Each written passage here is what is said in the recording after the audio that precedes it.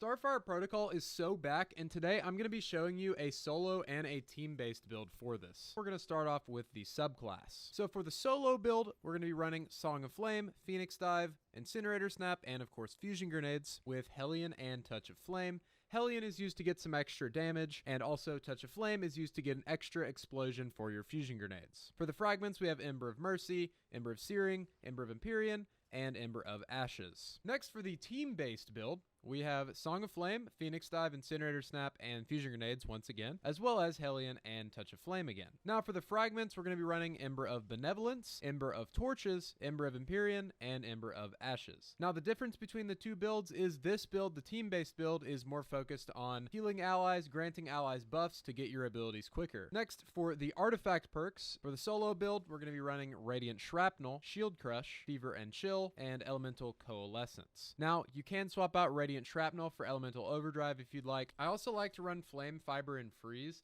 as with my personal build, I like running a Strand and a Solar Weapon for both the team and the solo build, so definitely throw this one on. Now, as for the team build, there aren't many differences, except you can throw on Shoulder to Shoulder, which will grant you damage resistance when you're dealing sustained precision damage against combatants while near your allies. Now, the armor mods are the same for both builds, so we're going to be running Ammo Finders and Harmonic Siphon. However, you are totally welcome to throw on different things if you'd like. That's just what I like using. It's just what I prefer. Now, for the gauntlets, we're going to be running Impact Induction to get your grenade energy upon dealing damage with your melee, Firepower to get orbs of power upon grenade final blows, and Grenade Kickstart to get a cooldown reduction on your grenades when using a grenade. Now for the chest piece, just run damage resistance mods or anything else you'd like. I just prefer damage resistance. For the legs, run Better Already, Innervation, and Stacks on Stacks. Now the reason I choose Stacks on Stacks is because it allows you to get full armor charge stacks quicker, as instead of needing 3 orbs of power, you only need 2, since each orbs of power will give you 2 stacks of armor charge. Now another idea, you could throw on